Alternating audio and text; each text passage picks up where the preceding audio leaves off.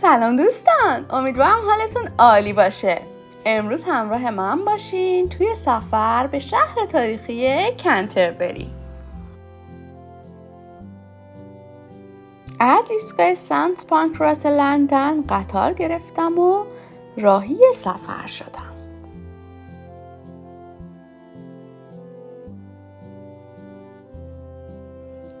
حدود ساعت 10:30 صبح بود که رسیدم به این شهر قدیمی و زیبا.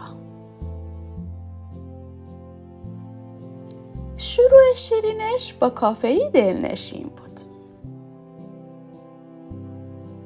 اولین کاری که کردم پیدا کردن یک کافه دنج تو خیابان‌های کنتربری بود. کافه‌ای با پنجره‌هایی رو به خیابون اصلی و یه حس گرم و صمیمی. اونجا یه پیانو چاکلت سفارش دادم و یه فنجون قهوه عالی. همینطور که قهوه‌ام رو مزه می‌کردم داشتم فکر می‌کردم امروز رو چطور بگذرونم. کنتربری پر از جاذبه‌هایی بود که باید حتما کشفشون می‌کردم. حالا بیایم با هم یکم در مورد تاریخ کنتربری یاد بگیریم. شهری با تاریخ غنی و قصه های ماندگار. کنتربری یکی از قدیمی ترین و تاریخی ترین شهرهای انگلستان در جنوب شرقی این کشور قرار داره.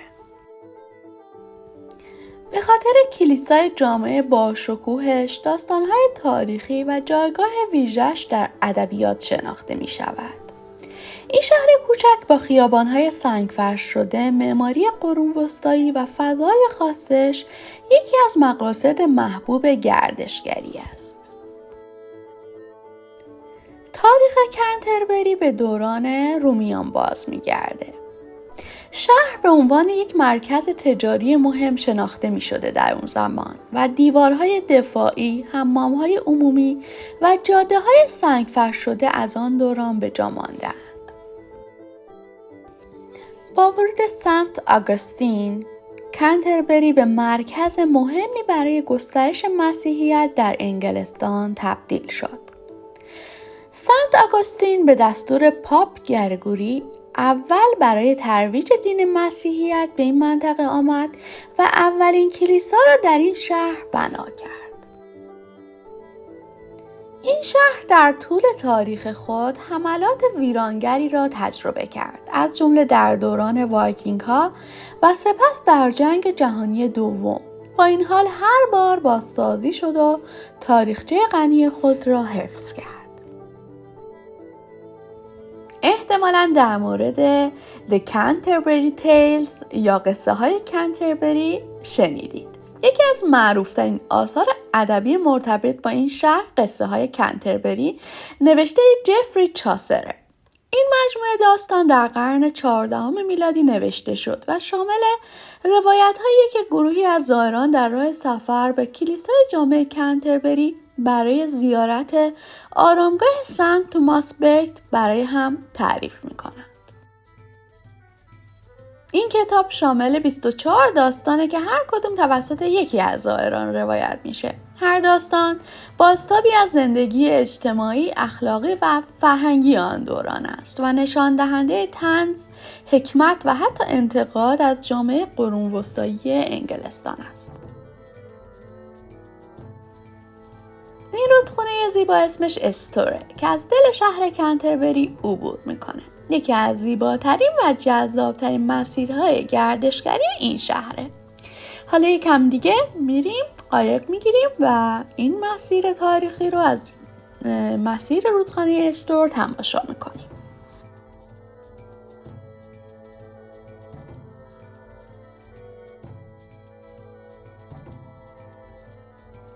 خب من بلیط رو تهیه کردم و منتظرم تا صدامون کنه تا سوار قایق بشیم و این شهر زیبا و تاریخش رو از مسیر رود بررسی کنیم.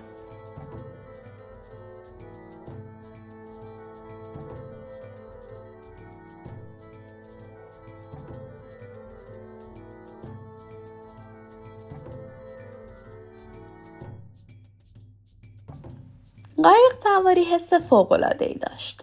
آرامش آب، پرنده‌هایی که بالای سرمون پرواز می‌کردن و ساختمان‌های تاریخی کنار رودخونه که انگار مستقیما از دل قرون وسطا بیرون اومده بودن.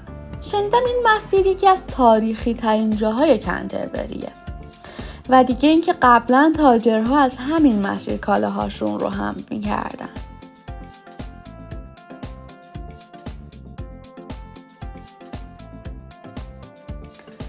مسیر رودخونه شامل چند پل قدیمی میشه که بعضی هاشون به دوران قرون وسطا برمیگرده.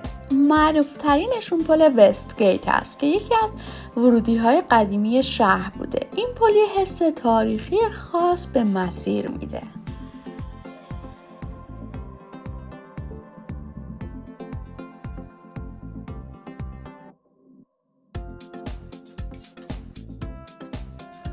رودخانه استور پر از پرنده های محلی و حیات وحش خاصه. اگه خوش شانس باشی ممکنه پرندگانی مثل اردک، قو یا حتی حواسیل ببینی. اینجا برای عاشقان طبیعت و آرامش عالیه.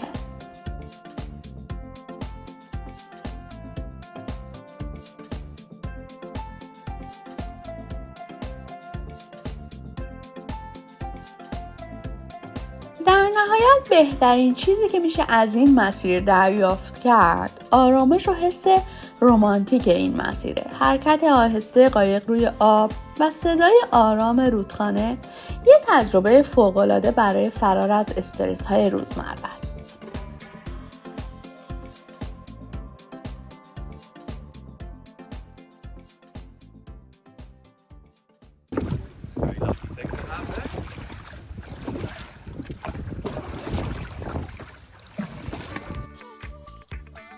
بیشتر قایق‌های این مسیر با طراحی‌های سنتی حرکت می‌کنن و راهنمایانی دارن که داستان‌های تاریخی شهر رو تعریف می‌کنن. این باعث میشه قایق سواری شما یه تور آموزشی هم باشه.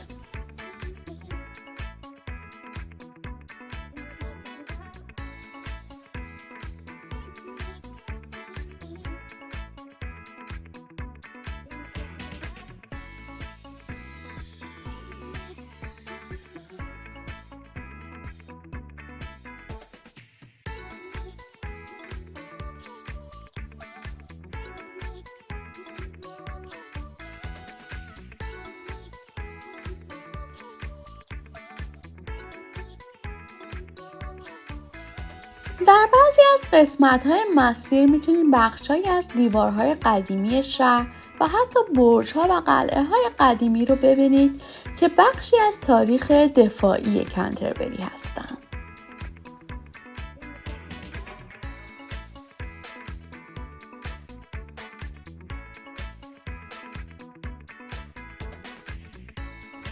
یه پیشنهاد ویژه هم براتون دارم. اگر به عکاسی علاقه دارین دوربینتون رو فراموش نکنید. این مسیر پر از لوکیشن های زیبا و تاریخی برای گرفتن عکس های یادگاریه. همچنین بهترین زمان برای قایق سواری فصل بهاره که طبیعت در زیباترین حالت خودشه. تجربه قایق سواری در رودخانه استور قطعاً یکی از بهترین بخش های سفر به کنتربری خواهد بود.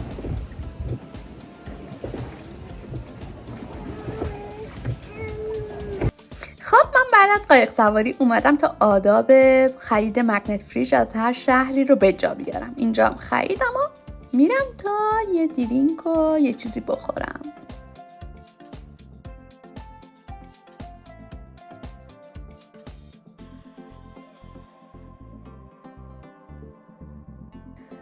خلاصه این که گشتم و یه فضای روباز که آفتاب ملایمی داشت رو پیدا کردم تا بشینم و نوشیدنی بخورم.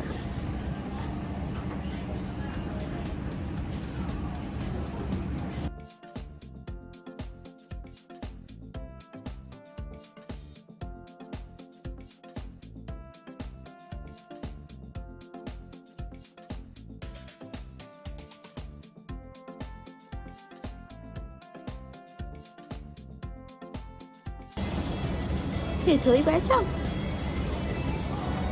همونطور که گفتم این دو شب میخواد خیلی سنگین برگزار شه از نظر دیرینگ و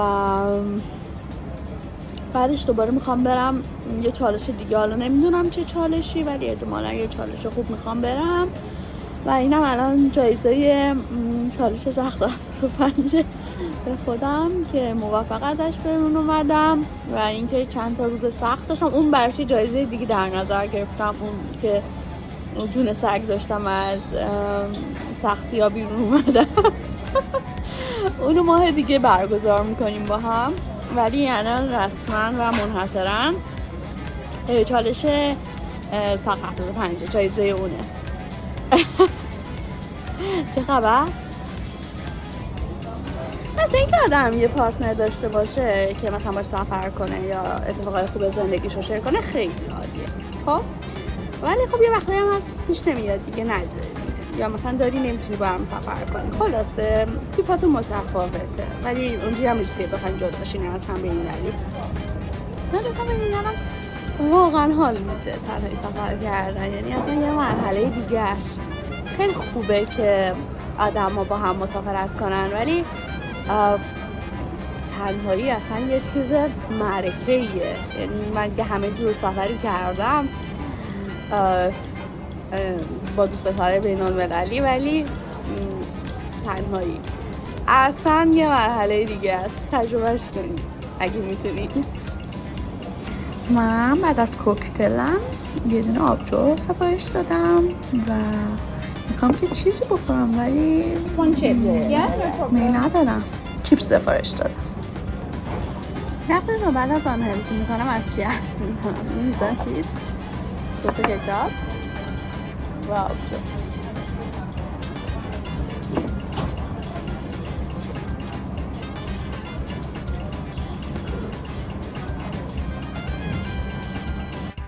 بعد از اینکه اون رستوران بار رو ترک کردم میخواستم برم هتل رو تحویل بگیرم که توی مسیر این موسیقی خیابونی رو دیدم. خیلی جذاب بود.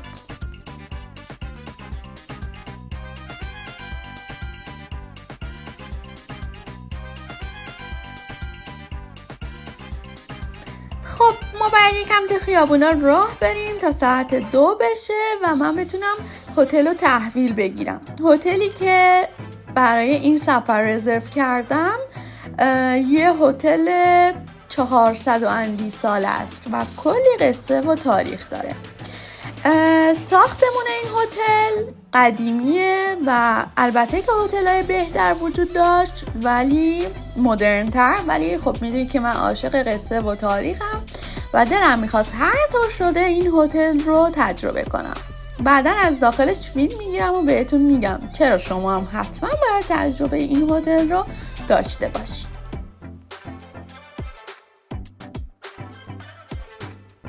خلاصه یکم توی شهر گشتم تا ساعت 2 بشه.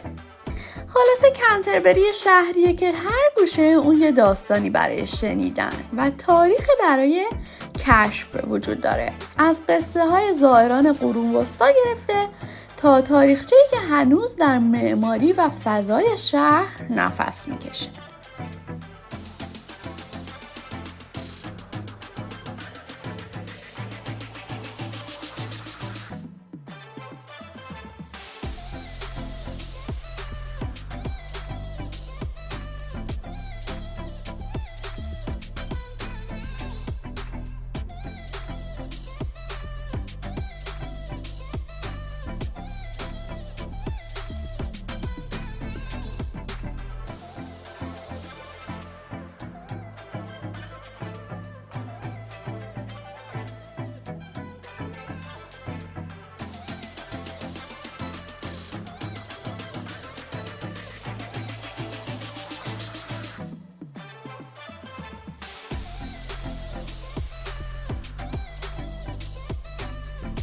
این ساختمون بامزه با یه پنجره آبی بالا که میبینید جاییه که من امشب میخوام اقامت کنم. The Corner House Canterbury. بیایم بریم داخلش رو ببینیم. اتاق تحویل گرفتم. اینجا یه ساختمون تاریخی با قدمت قابل توجه در قلب شهر کنتربری. این مکان نه تنها به خاطر غذای با کیفیت و محیط گرمش معروفه بلکه خود ساختمان بخشی از تاریخچه شهر رو در دل خود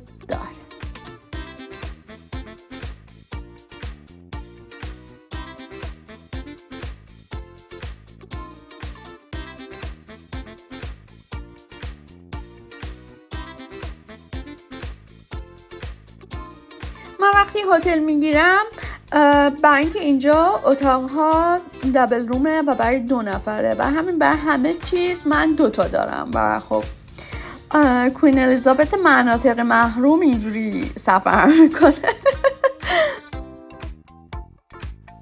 دیگه اینم اوج لاکچری ماست دیگه. بریم یه قهوه دم کنیم براتون حرف بزنم. یه فکرایی دارم براتون با طعم قهوه.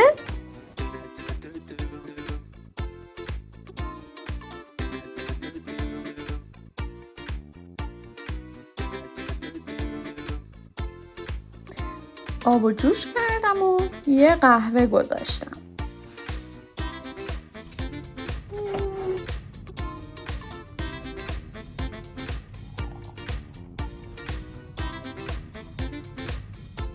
موقع خوردن قهوه زیر نور ملایم اتاق و صدای آرام موسیقی پس‌زمینه ذهنم پر از فکرهای مختلف بود. فکر می‌کردم چقدر زندگی مثل همین فنجون قهوه است. گاهی تلخ، گاهی شیرین، اما همیشه پر از طعم و حس. به آرزویی که توی دفترچم وقتی که به هتل رسیدم نوشتم فکر کردم. اینکه چقدر زندگی پر از رویاهای کوچیک و بزرگ و ما همیشه در حال دویدن به سمت چیزی هستیم که باور داریم بهتره. یه لحظه با خودم گفتم شاید همین حالا، همین لحظه که دارم این قهوه رو میخورم یکی از بهترین لحظات زندگیم باشه و من باید قدرش رو بدونم. به مسیر زندگیم فکر کردم، به جاهایی که رفتم، به آدمایی که دیدم و تأثیری که اونها توی داستان زندگیم داشتن. انگار هر کدومشون یه قطره از این قهوه بودن که طعم کلی رو میساختن. به کنتربری هم فکر کردم. این شهر با اون تاریخ پرشکوهش، با اون رودخونه آروم و خیابونهای قدیمیش چقدر شبیه یه کتابه. انگار هر گوشش یه داستان داره که منتظر شنیده شدنه. و در نهایت به آینده فکر کردم، به اینکه چقدر جاهای دیگه هست که هنوز ندیدم، تجربه‌هایی که نداشتم و آرزوهایی که هنوز منتظرم تا بهشون برسم. قهوه‌ام که تموم شد حس کردم آماده‌ام برای ادامه این روز بی‌نظیر.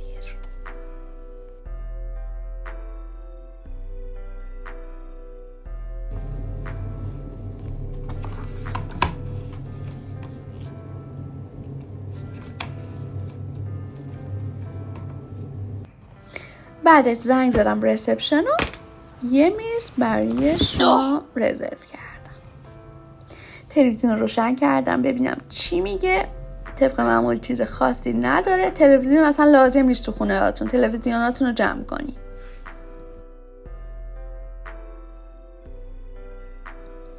منوی شام رو دستم گرفتم و شام رو انتخاب کردم.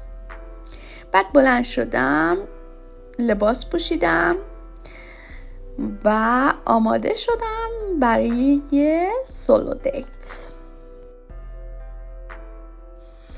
میبینید راه رو چقدر باریک و بامزه است. حالا بیا یه ذره راجع به تاریخ این ساختمون بهتون بگم. ساختمون کورنر هاوس بیش از 400 سال قدمت داره و به دوران قرون وسطا باز میگرده. این بنا ابتدا به عنوان یک خانه شخصی ساخته شده بود و طراحی آن مطابق با معماری سنتی انگلیسی آن دوران است.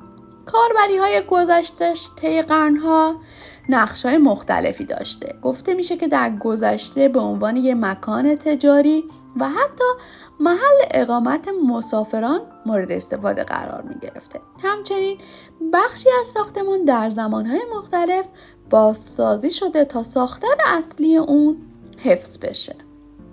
این مکان همیشه به عنوان نقطه‌ای برای گردهمایی مردم محلی شناخته می شده. از گذشته تا امروز این فضا جایی بود که مردم در آن جمع می شدن، غذا می خوردن و داستانهاشون رو با هم به اشتراک می گذاشتن. و اما در دوران معاصر این ساختمون به عنوان یک رستوران شناخته میشه که بر روی ارائه غذاهای سنتی انگلیسی با مواد اولیه محلی تمرکز داره. کورنر هاوس در لیست بهترین رستوران‌های کنتربری قرار داره و غذاهاش معمولاً با روش‌های دستساز با توجه به سنت‌های محلی تهیه می‌شوند. فضای گرم و صمیمی این رستوران، طراحی داخلی اون هنوز حال و هوای قرون وسطا رو حفظ کرده، با تیرهای چوبی، پنجره‌های کوچک و نورپردازی ملایم که تجربه غذا خوردن رو خاص و بی‌نظیر می‌کنه.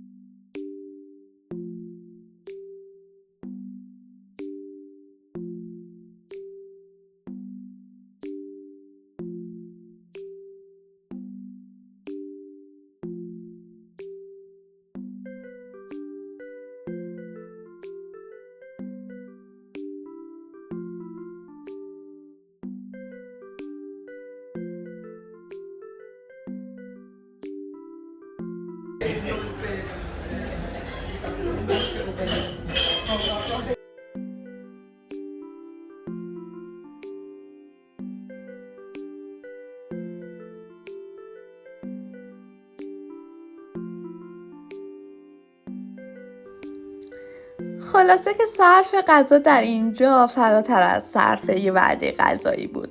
یه سفر در زمان به قلب تاریخ کنتربری بود برای من.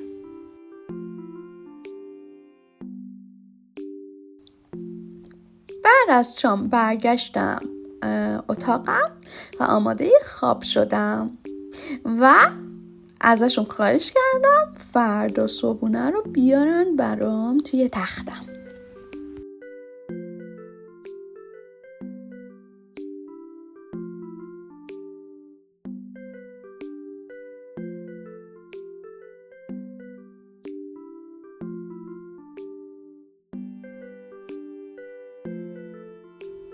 و صبح ساعت 8:30 با صدای در بیدار شدم و صبحونه رو گرفتم.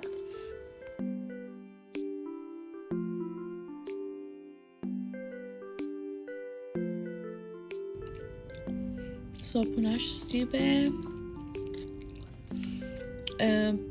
پیانو چاکلت بود که خوردم، آب پرتقال، ماست اینجوریه، بعد که اوتمیل احتمالاً داره، بعد دوباره اوتمیل بود که خیلی خوشمزه است، وسطش ناتس داره و کرم و مربا. بعد از صبحانه کلیدو تحویل دادم و با اتاقم خداحافظی.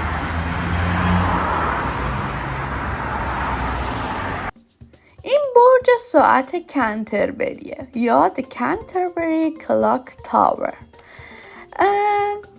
یکی از بناهای تاریخی شهره که در قرون وسطا ساخته شده. این برج ابتدا بخشی از دیوارهای شهر بود و بعدها ساعت مکانیکی به آن اضافه شد که در زمان خود یک پیشرفت فناورانه بزرگ به شمار می رفت.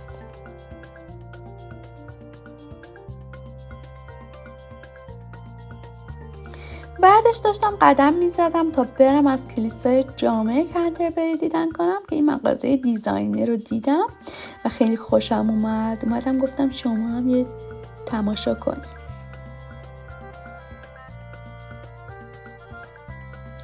کنتربری کاتدرال یا کلیسای جامع کنتربری یکی از مهمترین و برجسته ترین کلیساهای انگلستان و جهان در قلب شهر کنتربری قرار داره. این برای شگفت انگیز که بخشی از میراث جهانی یونسکو است، ترکیبی از تاریخ، معماری بی‌نظیر و جایگاه مذهبی است که بازدید کنندگان رو مجذوب خودش میکنه. حالا بریم یکم در مورد تاریخش یاد بگیریم و ازش دیدن کنیم. بنیاد اولیه سال 597 میلادی شکل گرفت. کلیسا به دستور سنت آگوستین، اولین اسقف کنتربری، تأسیس شد. او به انگلستان فرستاده شد تا مسیحیت را در این کشور گسترش دهد. این کلیسا به عنوان نخستین مقر مذهبی انگلستان شناخته میشه.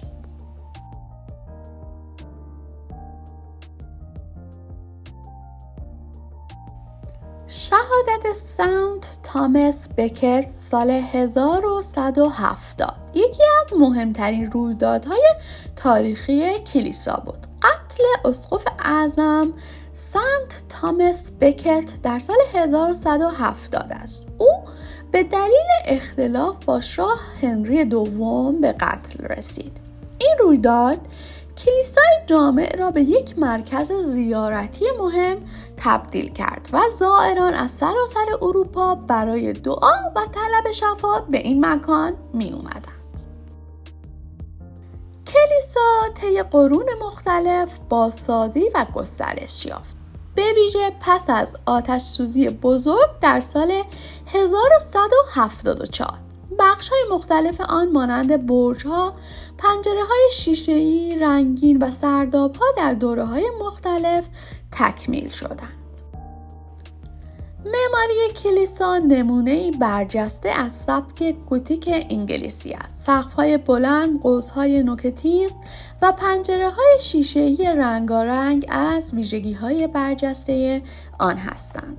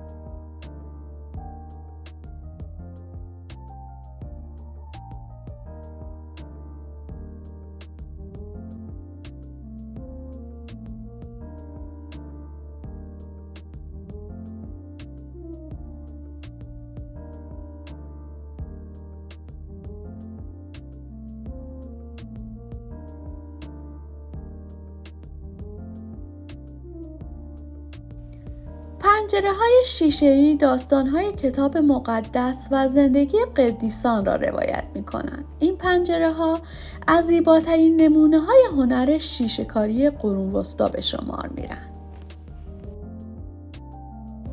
و آرامگاه بسیاری از اسقفان و شخصیت‌های تاریخی در سرداب‌ها.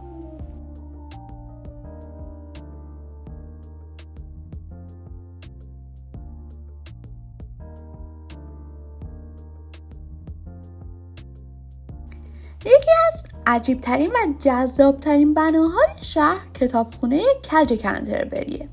این ساختمون نه تنها به دلیل شکل خاص و کج بودنش مشهوره، بلکه با تاریخچه کهن و جالب گردشگران و تاریخ دوستان رو به خود جذب میکنه. بسیاری از مردم محلی داستان‌هایی درباره این ساختمان نقل می‌کنند، از جمله اینکه انحراف اون به دلیل یک طلسم قدیمی یا اشتباه در ساخت بوده است.